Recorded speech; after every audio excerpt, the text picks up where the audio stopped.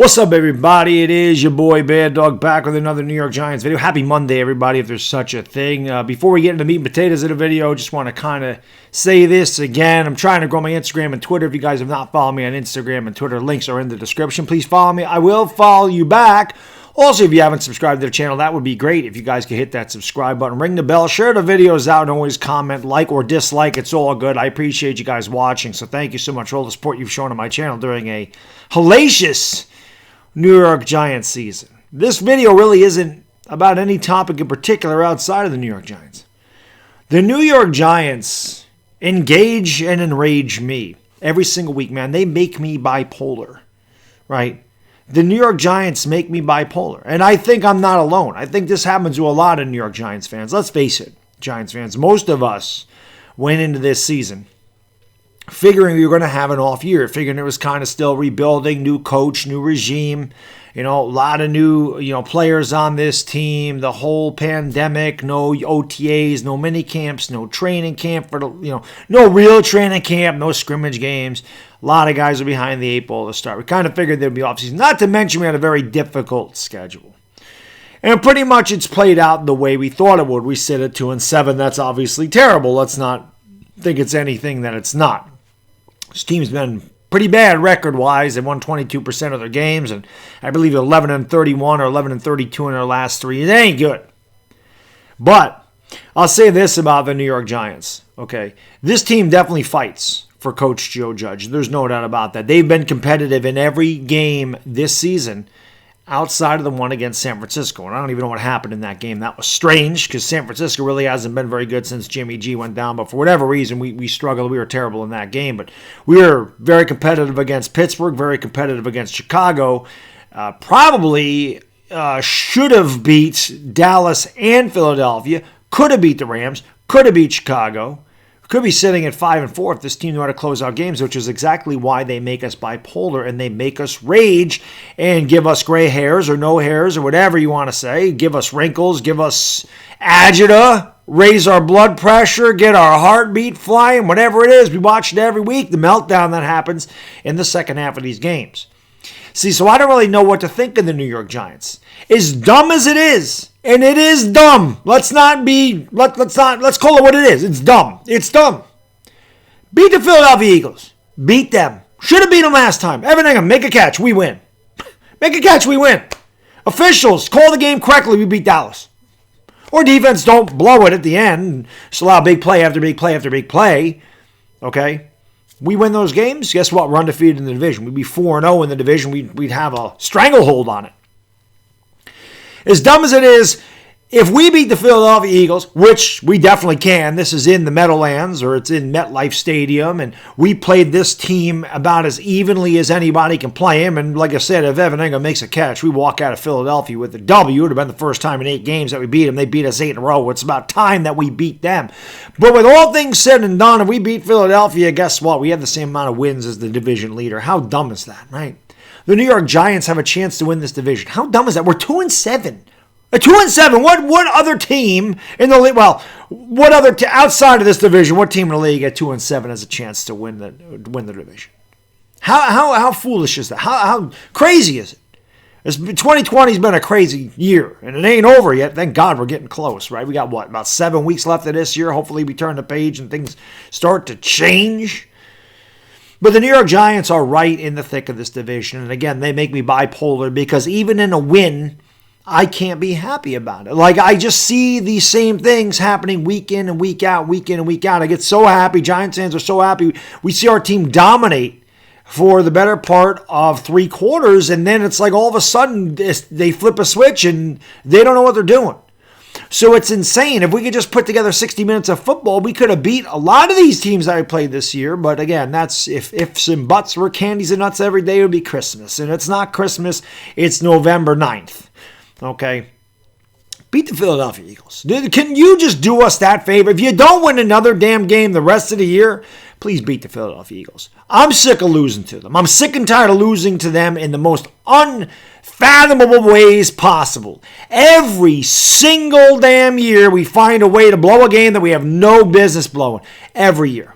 They're not good. We're not good. Dallas really ain't good, and Washington stinks, right? Daniel Jones is 4-0 against the Washington Redskins. 1-16 against the rest of the league. 4-0 against Washington. Can we play Washington every week? And when Washington plays us, it's like when we play the Eagles. Like, they just find ways to lose. Not converting a 2-point conversion at the end of the game is how they lose the first game, and they turn the ball over 5 times and don't get one turnover, and they still had a chance to win that game or at least tie it at the end. So for whatever reason, they just can't get over the hump against us, just like we can't get over the hump against the Eagles. I don't know what that is about. But I implore the New York Giants, win this game. Win these division games, man. You got to take baby steps, right? This team is not a Super Bowl contender. They're not going to be for a couple of years. I'm not going to sit here and go, we're going to be terrible in 2021. I don't know what the future holds in 2021. I think we'll be better. I watch this team improve every single week. Now, I'm going to say this right now. I gave Andrew Thomas a hard time in my postgame video. A lot of that had to do with I don't listen to the game when I'm calling and I have the volume all the way down. I saw him on the bench. People in my chat are saying he got benched. He got benched.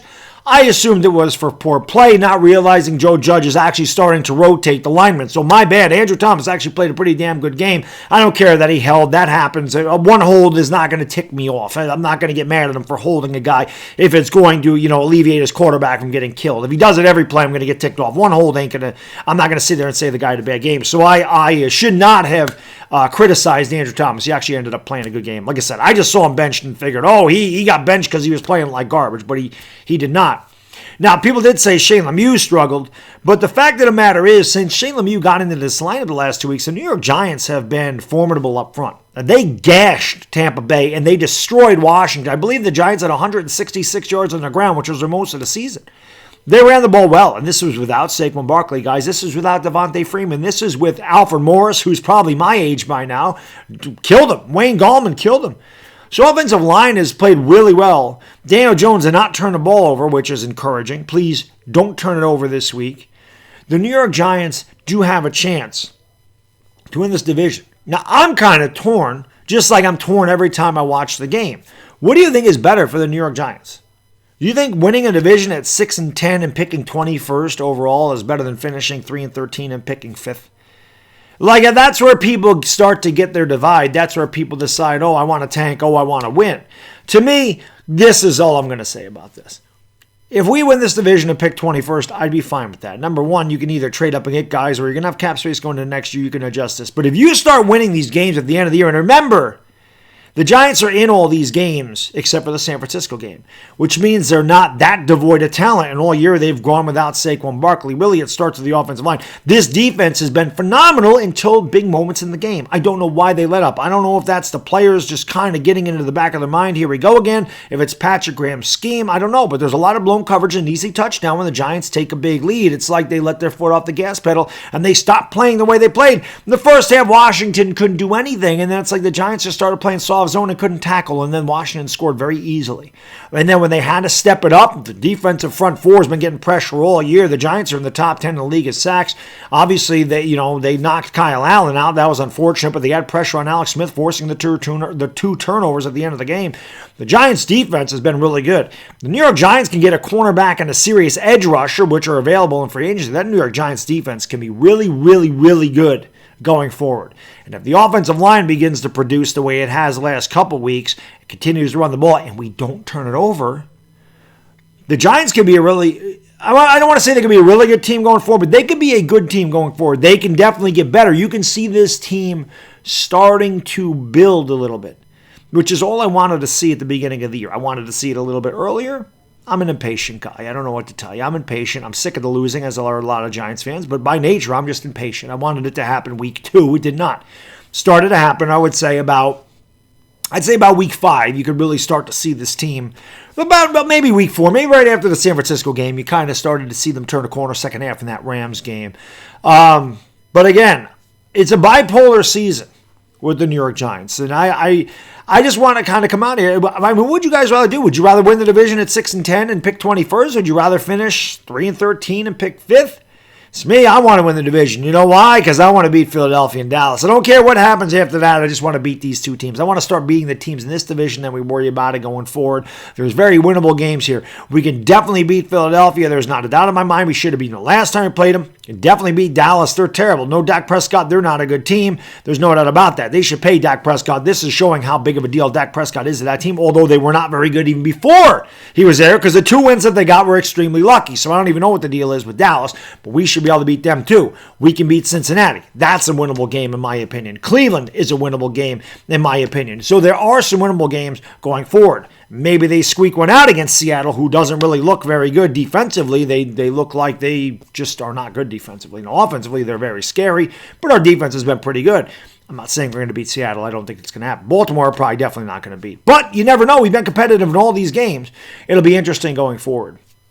So again, let me know what you think in the comment section. It's crazy that the New York Giants have a chance to win this division. But if they do beat Philadelphia, and they can beat Philadelphia, and hopefully they do beat Philadelphia, we'll have the same amount of wins as the division leader, and we'll also be 3-2 in this division, which is not a bad thing.